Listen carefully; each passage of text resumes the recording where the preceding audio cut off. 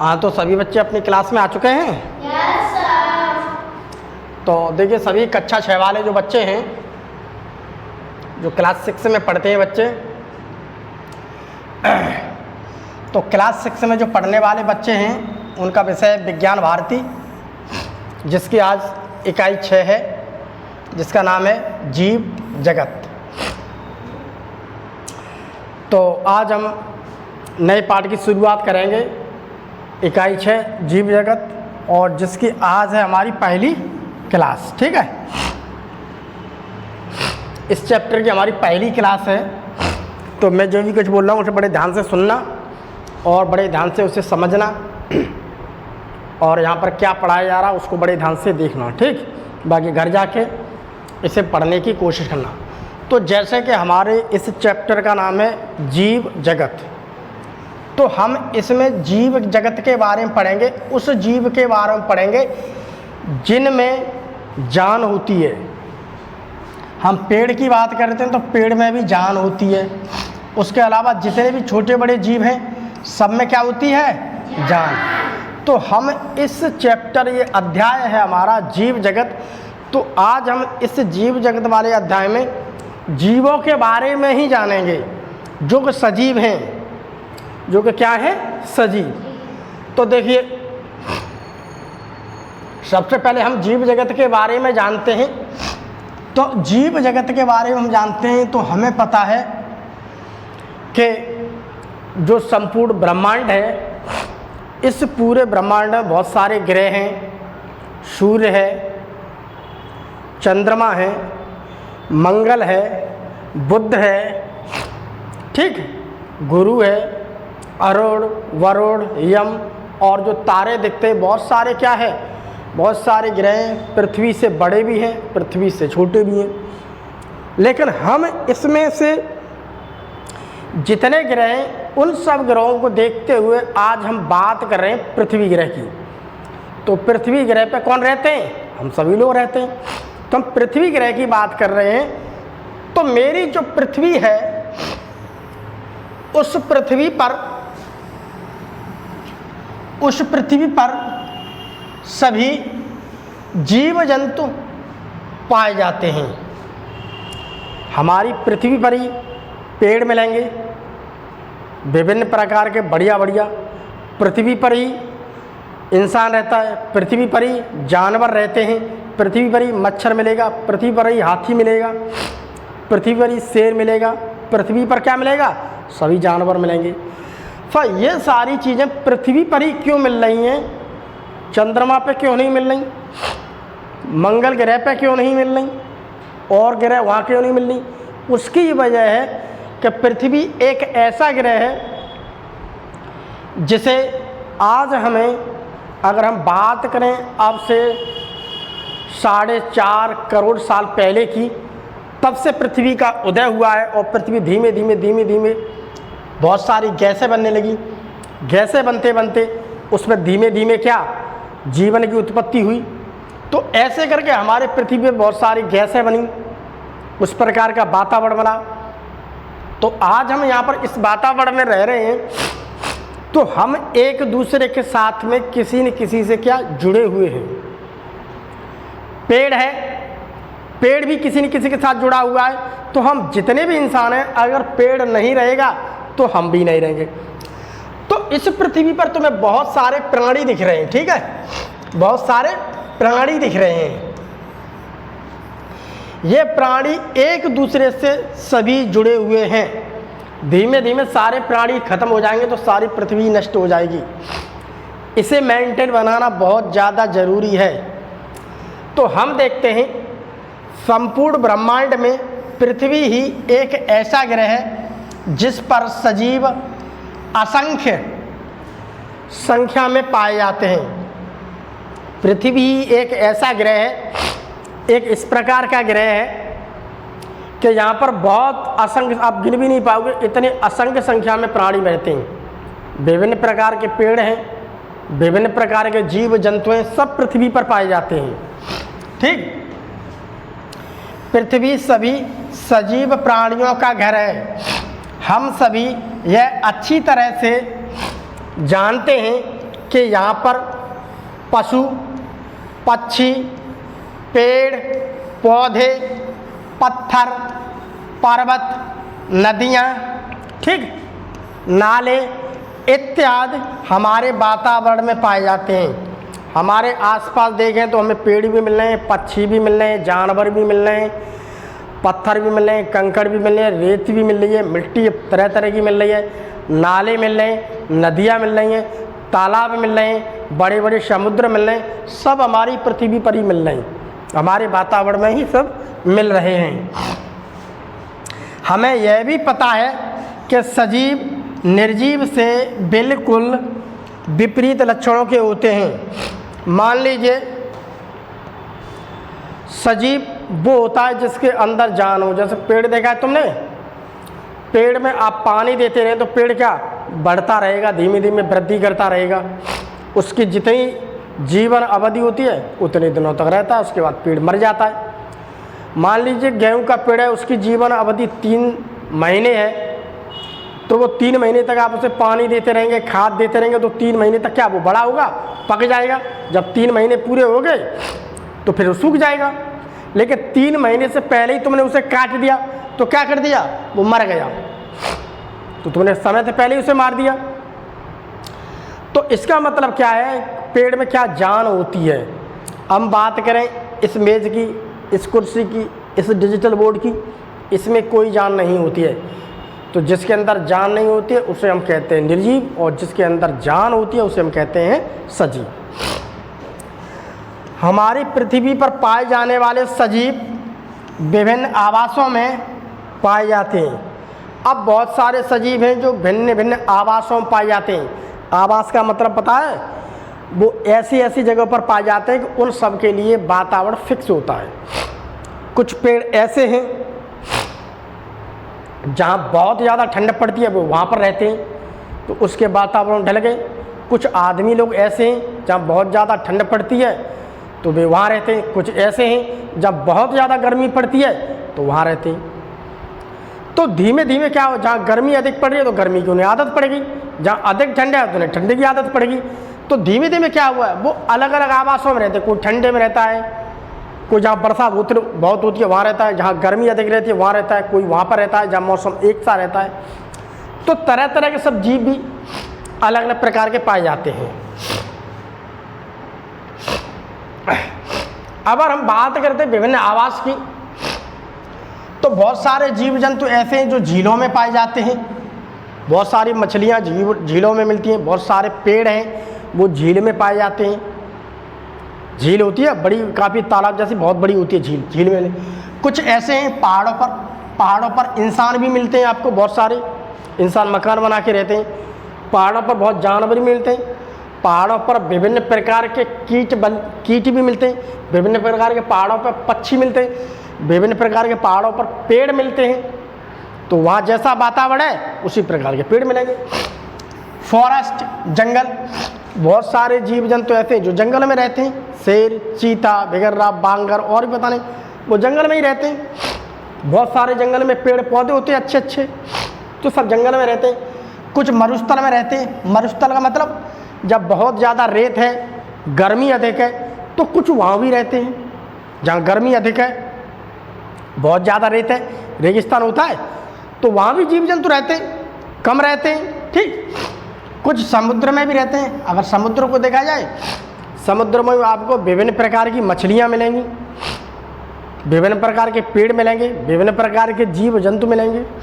उसके अलावा जहाँ गर्म झरने होते हैं, जहाँ गरम गरम पानी ज्वालामुखी का चलता रहता है, वहाँ भी आपको मिलेंगे देखने के लिए। तो अलग अलग जगह पर अलग अलग प्रकार के रहते हैं। तो हम कह सकते हैं कि पृथ्वी पर पाए जाने वाले सभी सजीव जल, थल, वायु सभी स्थानों पर पाए जाते हैं।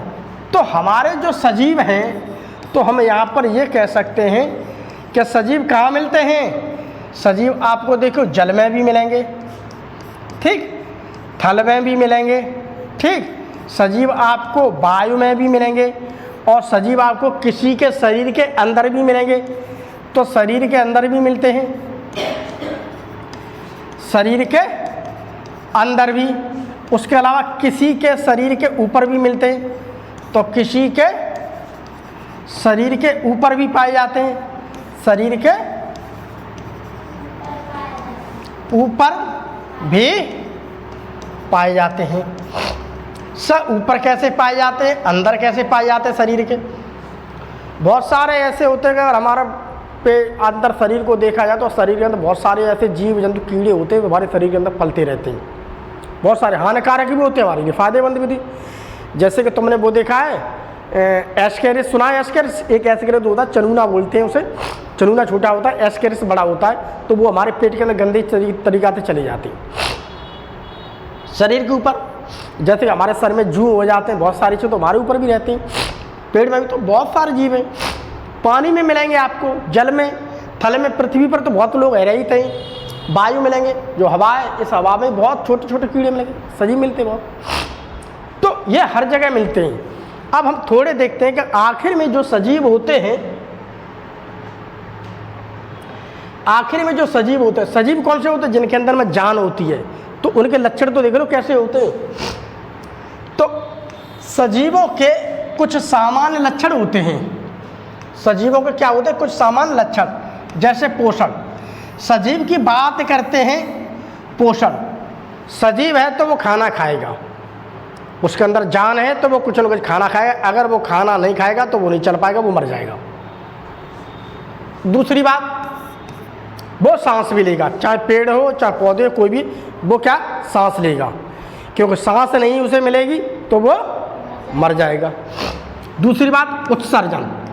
उत्सर्जन का मतलब होता है कि वो कुछ खा रहा है, पी रहा है, तो उसके शरीर में से बहुत सारी खराब चीज़ों को तो बाहर निकल जाती हैं। जैसे इंसान की बात करो तो टॉयलेट करता है, टॉयलेट भी क्या है? हानिकारक चीज़ है। पहले पानी पीता है, फिर टॉयलेट करने के लिए आता है, लैट्रिन भी करने के लिए जाता है। तो ये सारी चीज़ें क्या है? उत्सर्जन में आती है। उत्सर्जन मतलब वो खाएगा तो गंदी संदी चीज़ भी शरीर से निकलती हैं। पेड़ है, पेड़ों से भी निकलती हैं। पेड़ से गोंद देखा है? गोंद निकलता है। उसके बाद बहुत सारे पेड़ होते हैं, उससे दूध देखा तो उन्हें निकलता है, वो दूध उत्सर्जन के रूप में निकल जाए। संवेदनशील, संवेदनशीलता का मतलब ये होता है अगर कोई भी सजीव है तो उसे हम जरा सा भी छुएंगे, हमने ऐसे ऐसे छू लिया, मुझे किसी ने छू लिया तो मुझे तुरंत पता लग जाएगा। जैसे ही मुझे किसी ने छुआ मैं बता दूंगा मुझे किसी ने छू लिया। ठीक, तो जैसे कोई छूता है तुरंत पता। सांप देखा किसी ने? जरा सा भी सांप है, वो लेटा, जरा सा भी आपने जरा सा टच कर दिया तुरंत भाग जाएगा। क्यों? क्योंकि सजीव है। सजीव का मतलब संवेदनशीलता होती है, उससे जरा सी भी आहत मिली वो भाग जाएगा। जरा सा भी पैर ऐसे कर दिया तो आसपास है सांप, वो भाग जाएगा, कीड़ा मकोड़ा भाग जाएगा। तो अगर कोई भी हमें, तो हमें जरा सा भी किसी ने छू लिया तो हम पता पकड़ देते हमें किसी ने छू लिया, टच कर दिया। समझ में आएगी? तो उससे कहते हैं संवेदनशीलता। वृद्धि, वृद्धि उसे कहते हैं अगर वो कुछ भी चीज़ खाएगा तो वो वृद्धि करेगा। वृद्धि का मतलब ऐसा है कि पहले वो छोटा है, छोटे से वो धीमे धीमे धीमे धीमे धीमे क्या बड़ा होता जाएगा, उसी को कहते हैं वृद्धि करना। प्रजनन, प्रजनन का मतलब होता है अपने जैसी संख्या बढ़ाना। अगर कोई पेड़ है तो पेड़ क्या, उसी जैसे पेड़ बहुत सारे बनते जाएंगे। तो पेड़ों क्या, पेड़ों में एक गुण होता है अपनी जैसी संख्या बढ़ाना। तो प्रजनन में क्या होता है, वो अपनी संख्या बढ़ाते जाएंगे। समझ में आएगा नहीं?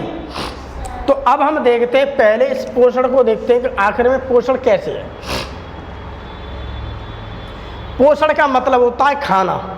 खाना वो है कि अगर हमें खाना मिलेगा तो हमें ताकत मिलेगी। जब हमें ताकत मिलेगी तो हम दौड़ भी सकते हैं, कुछ काम भी कर सकते हैं, कुछ भी कर सकते हैं, किसी से लड़ सकते हैं, भाग सकते हैं, चल सकते हैं। तो पोषण हमारे लिए सबसे ज़्यादा क्या है, जरूरी। अब हम बात करते हैं, पोषण एक ऐसा खाद्य पदार्थ है जिससे सभी सजीवों को ऊर्जा मिलती है। पोषण का मतलब होता है खाना। खाना जितने भी सजीव हैं सबकी ज़रूरत है। अगर वो खाना नहीं खाएगा तो वो नहीं जी पाएगा, वो मर जाएगा। अब खाने अलग अलग हो सकते हैं। इंसान है तो इंसान का देखिए ये खाना है, बकरी है तो बकरी की घास फास है। ठीक, ये है हाथी, हाथी का देखिए घास फूस के साथ में गन्ना भी खा लेता है, बहुत प्यारा गन्ना लगता है इसे। खरगोश की बात करते हैं तो खरगोश देखिए ये चीज़ खा लेता है, हरी घास ही खा लेता है, गाजर मिल गई उसे भी खा लेगा, तो गाजर वाजर खा लेता है खरगोश, खाएगा कुछ ना कुछ, खाएगा नहीं तो चलेगा कैसे। भैंस है तो भैंस को क्या हरा चारा डाल दीजिए, आप भूसा डाल दीजिए, तो भैंस का खाना ये है। उसके अलावा ये क्या है, बुल का भी क्या हरी घास है। उसके बाद क्या है, हिरन का भी क्या है, छोटे मोटे पेड़ पौधों को खा लेता है, और उस ज़मीन पर उगी हुई बहुत सारी घास है, घास को भी खा लेगा, घास को खाएगा नहीं तो मर जाएगा। उसके अलावा आ गया शेर। अब शेर तो घास नहीं खा सकता है, लेकिन पेट तो इसे भरना है, तो ये मांस खाता है। तो सबके खाने अलग हैं, चिड़िया का खाना कुछ और है, मछली का खाना कुछ और है, ठीक, पेड़ों का भी खाना कुछ और है, इंसान का खाना कुछ और है, भैंस का खाना कुछ और। तो सबके लिए क्या है, जितने भी सजीव हैं तो सबके लिए क्या है, खाना की ज़रूरत है। तो खाना की क्या है, ज़रूरत, आवश्यकता है। तो यहाँ पर हम ये कह सकते हैं कि खाने की क्या है, हमें सबसे ज़्यादा क्या है, आवश्यकता जीने के लिए। तो सबके खाने अलग अलग हो सकते हैं। तो ये बात समझ लीजिए कि सजीव है तो वो पोषण करेगा। अब हम पेड़ की बात करते हैं। पेड़ भी तो खाना खाएगा। तो ये है, देखिए सूरज से निकल रही हैं किरणें, ये है पेड़, और ये वातावरण से ले रहा है कार्बन डाइऑक्साइड, और ये है इसकी जड़, यहाँ से ले रहा है क्या, ये पानी। तो पानी अब ऊपर से ले रहा है ये धूप, जैसे जैसे ये धूप लेगा और वातावरण से कार्बन डाइऑक्साइड लेगा और नीचे से पानी लेगा, तो ये खाना बनाने लगेगा। जब खाना बनाएगा तो ये ऑक्सीजन को निकाल देगा वातावरण में, ऑक्सीजन वातावरण में निकलेगी, ऑक्सीजन हमने ले ली, हमने ऑक्सीजन लेके अपना काम चल लिया, और अपने मुंह से हमने क्या, कार्बन डाइऑक्साइड निकाल दिया अपनी नाक से, तो कार्बन डाइऑक्साइड इसने ले ली। तो पेड़ भी क्या, ये भी खाना बना रहा है, किससे बना है, प्रकाश से। तो हम इसलिए कह सकते हैं कि पेड़ अपने आप खाना बनाता है, तो हम उसे कहते हैं प्रकाश से बना रहा, तो इसे कहते हैं प्रकाश संश्लेषण, प्रकाश संश्लेषण। देखो हरे पौधे वायुमंडल से कार्बन डाइऑक्साइड, ये है कार्बन डाइऑक्साइड, तथा मिट्टी से जल प्राप्त करके, ये है मिट्टी, यहाँ से इन्होंने क्या लिया, जल प्राप्त करें सूर्य के प्रकाश की उपस्थिति में। ये है सूर्य का प्रकाश, दिन की, सूर्य के प्रकाश की उपस्थिति मतलब क्या है, दिन की बात कर रहे हैं, उपस्थिति में अपने भोजन का निर्माण करते हैं। यह प्रक्रिया प्रकाश संश्लेषण कहलाती है, ये याद करने वाली चीज़ है, ठीक है। अर्थात ये अपना भोजन स्वयं बनाते हैं, अर्थात ये स्वपोषी कहलाते हैं, ये अपना भोजन स्वयं बनाते हैं। आदमी अपना भोजन स्वयं नहीं बनाता है, जानवर अपना भोजन स्वयं नहीं बनाता है। जानवर क्या है, किसी घास को खाएगा तब वो जिंदा रहेगा, तो अगर उसे घास नहीं मिल रही है तो जानवर मर जाएगा। ये अपना खाना अपने आप बना रहे हैं सूर्य के प्रकाश से, इन्हें सारी चीज़ मिल जाए, ये एक जगह खड़े हुए अपना खाना बना लेंगे। लेकिन जानवर को अपने खाने के लिए घास यहाँ खानी पड़ेगी, वहाँ खानी पड़ेगी, इधर जानी पड़ेगी, उधर जानी पड़ेगी। हमें भी खाना पेट से ही तो मिलता है, गेहूँ कहाँ से मिलते हैं, पेट से मिलते हैं, चावल पेट से मिलते हैं, ठीक, गेहूँ चावल बहुत सारी चीज़ें पेट से ही तो मिलती हैं। अगर हमें पेट से नहीं मिली तो किसी जानवर को मार के खा जाएंगे। तो हमें या तो जानवर चाहिए मार के, नहीं तो हमें कोई पेड़ चाहिए। तो पेट से हमें गेहूँ मिल रही है, पेट से हमें मटर मिल रही है, पेट से हमें दाल मिल रही है, पेट से हमें क्या मिल रहा है, पेट से हमें तेल मिलता है, सब्जी के अंदर तेल पड़ता है, वो भी। मसाले किससे मिलते हैं, लौंग इलायची, ठीक, लौंग इलायची दालचीनी और काली मिर्च सफ़ेद मिर्च हरी मिर्च, जितनी भी मिर्चें हैं वो सब किससे मिल रही हैं, पेड़ से ही तो मिलती हैं। फल किससे मिल रहे हैं, पेड़ से। तो बने हुए इस भोजन को पौधे फूल फल बीज जड़ तना तथा पत्ती आदि में संग्रहित कर लेते हैं। ये अपना भोजन बना लेते हैं, अपने भोजन को खा लेते हैं, और जो इनका भोजन होता है उसे स्टोर कर लेते हैं। जैसे मान लीजिए गाजर है, तो गाजर अपने भोजन को कहाँ स्टोर कर लेगी, नीचे जड़ में। तो जड़ में इकट्ठा हो गया तो गाजर मोटी होगी, मोटी होगी तो क्या, हमने उसे खा लिया। अब हम भोजन बना हुआ खाना है, हमने उसे खा लिया। खीरा है, पपीता है, सब क्या है इकट्ठे। किसी के बीज में आ जाए, बीज में किसके आएंगे? बीज क्या है? जैसे दाल है, दाल के बीज, मटर के बीज हैं, बादाम के बीज हैं। तो ये बहुत सारी चीज़ें ऐसी होती हैं जो पेड़ ने बनाई हैं और वहाँ पर इकट्ठी होगी, हमने ले ली।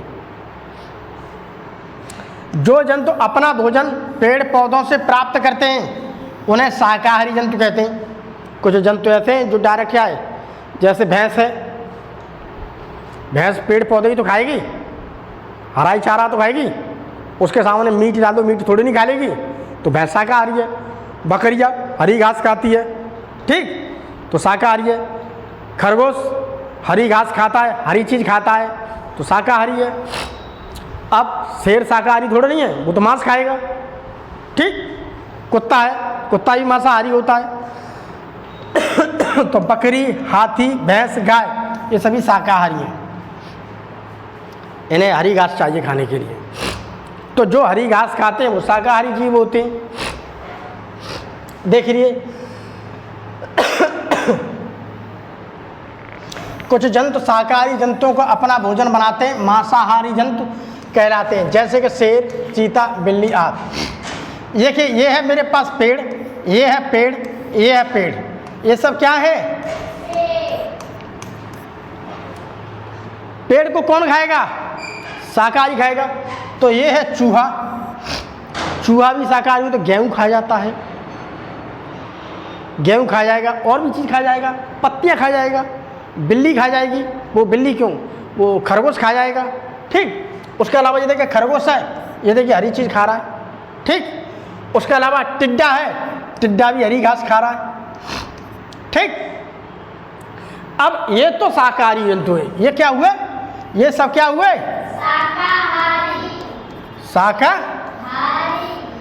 अब इनको कौन, इसे देखो उल्लू खा रहा है, उल्लू ने तो कह दिया भैया हम तो घास खाते नहीं हैं, तो वो इसे खाएगा, इसे मार के खा जाएगा, ठीक। लोमड़ी है, वो इसे मार के खा जाएगी। शेर है, वो शेर इसे भी खा जाएगा, इसे भी खा जाएगा। मेंढक है, मेंढक टिड्डा फिड्डा को खाता रहता है, छोटे मोटे कीड़े मिल जाए उन्हें सबको खा लेता है। मेंढक को कौन खा रहा है?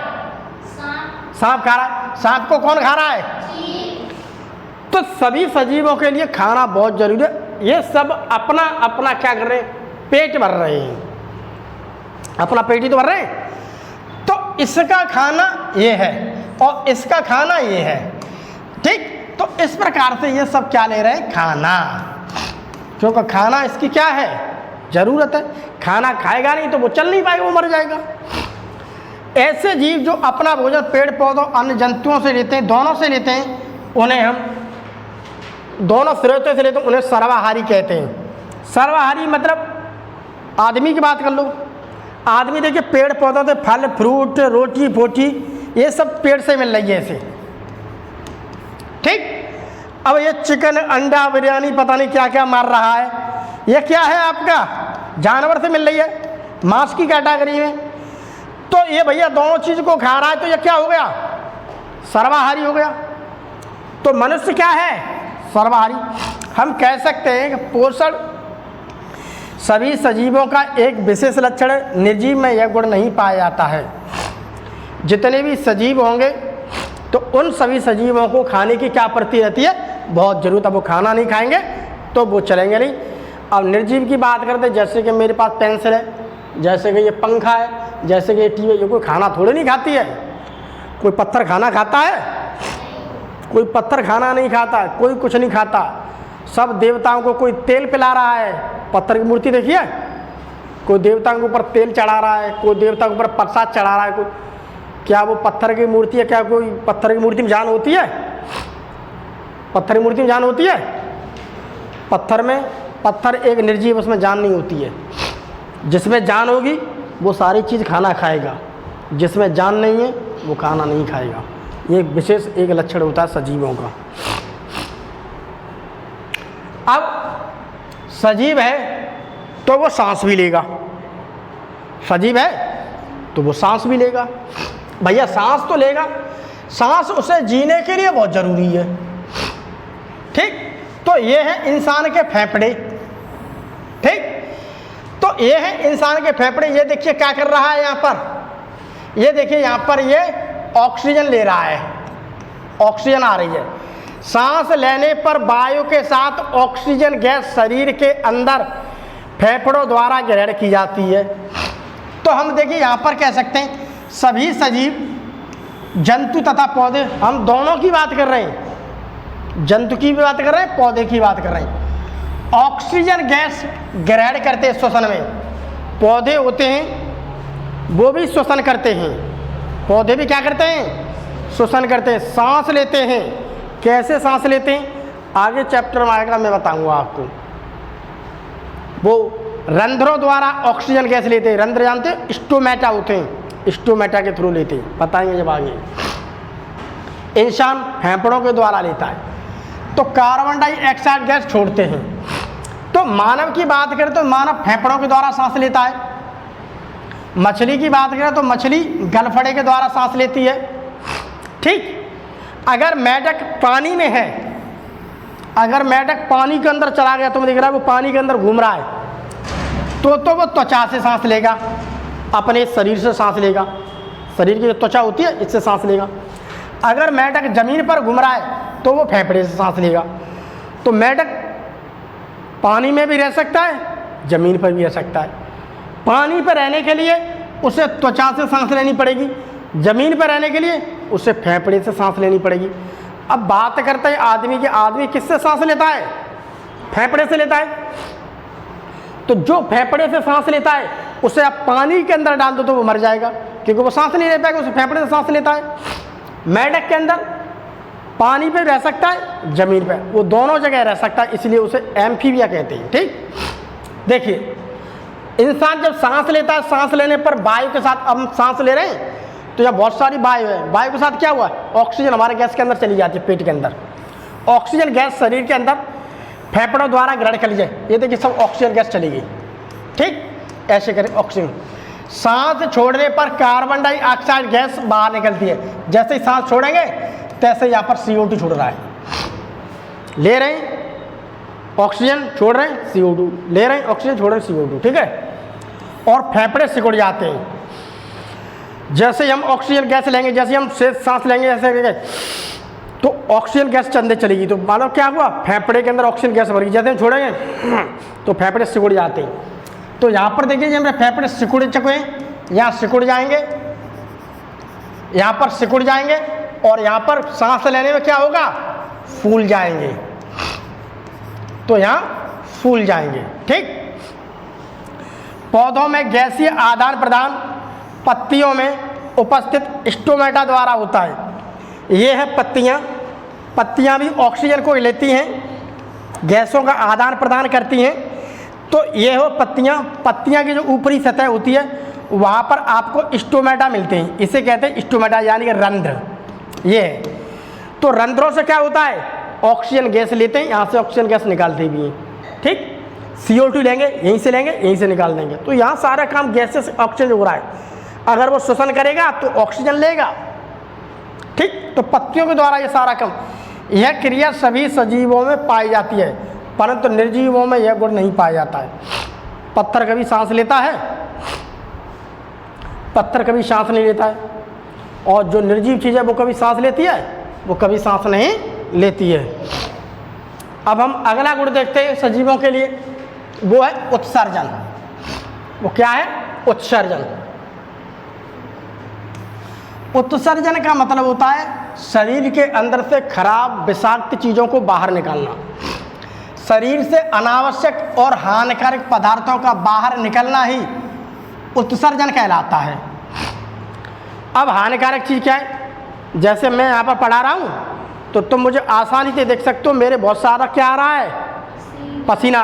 तो पसीना देखो आ रहा है, तो पसीना क्या है, पसीना क्या है, एक उत्सर्जन हो रहा है। पसीना क्या है, उत्सर्जन किससे हो रहा है, त्वचा से।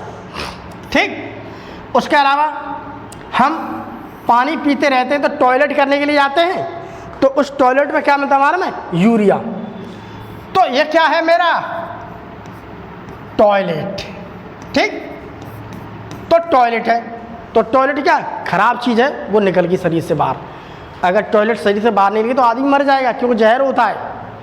ठीक, अब यहाँ पर उसने क्या, ऑक्सीजन गैस ले ली और यहाँ पर उसने कार्बन डाइऑक्साइड छोड़ दी। क्यों? अगर हम अपनी नाक को बंद कर लें तो मालूम क्या होगा, ऑक्सीजन गैस हमारे शरीर में नहीं जाएगी, हम मर जाएंगे। क्यों? क्योंकि हमारे शरीर के अंदर कार्बन डाइऑक्साइड की मात्रा बढ़ जाएगी और हम मर जाएंगे। तो ये काम की चीज़ है, शरीर ने ले ली, और ये हमारे काम की चीज़ नहीं है, उसने बाहर निकाल दी। ये सब क्या है, उत्सर्जन हो रहा है। उसी प्रकार से लिवर होता है, लिवर भी बाइल जूस निकालता है जो खतरनाक होता है। ठीक, तो अब हम बात करते हैं, ये तो हमारे इंसान की बात कर ली। पेड़ पौधा, ये पेड़ पे आपने देखा है, बबूल पे देखा है, गोंद देखा है, गोंद, ये देखिए गोंद निकल रहा है। ये गोंद क्या है, बेकार है, इस पेड़ के लिए उत्सर्जन का कार्य कर रहा है, यानी इसके लिए बेकार है, उसने बाहर निकाल दिया। अब इसे हम खा लेंगे तो हमारे लिए फ़ायदा है। यहाँ पर टॉयलेट हमारे लिए क्या है, बेकार है, इसे पेड़ के पास पहुँच जाइए टॉयलेट, तो क्या है, इसमें यूरिया होता है, तो पेड़ क्या करेगा, पेड़ वृद्धि करता जाएगा। ये इंसान खा ले तो उसके लिए फ़ायदेमंद है। ठीक, उसके अलावा बहुत सारी बूंदें निकलती रहती हैं। ठीक, उसके अलावा ये देखिए गोंद, रबड़, रेजिन, हींग, तो ये देखिए रबड़ निकल रही है, सफ़ेद सफ़ेद दूध जैसा पदार्थ निकल रहा है। तो ये सब क्या है, उत्सर्जन हो रहा है। ये सब क्या हो रहा है प्यारे बच्चों, उत्सर्जन हो रहा है। तो इस प्रकार से देखिए ये उत्सर्जन हो रहा है। तो उत्सर्जन एक गुण होता है सजीवों का। तो हम यहाँ पर ये बात कह सकते हैं कि सजीवों के देखो मुख्य मुख्य लक्षण होते हैं। इन सारे मुख्य मुख्य लक्षणों को, इन मुख्य लक्षणों से हम पहचान सकते हैं कि सजीव है। सजीव है वो खाएगा, उत्सर्जन करेगा। ठीक, सजीव है वो सांस भी लेगा, सजीव है वो खाना भी खाएगा। लेकिन ये सारी चीज़ देखे जाए, क्या निर्जीव ये कोई काम करती है? निर्जीव निर्जीव में कोई लक्षण नहीं पाया जाता है। तो अगर कोई पूछता है सजीवों का क्या लक्षण, तो ये सजीवों का लक्षण होते हैं जो हम बता सकते हैं। बाकी हम और भी चीज़ों को देखते हैं इससे आगे।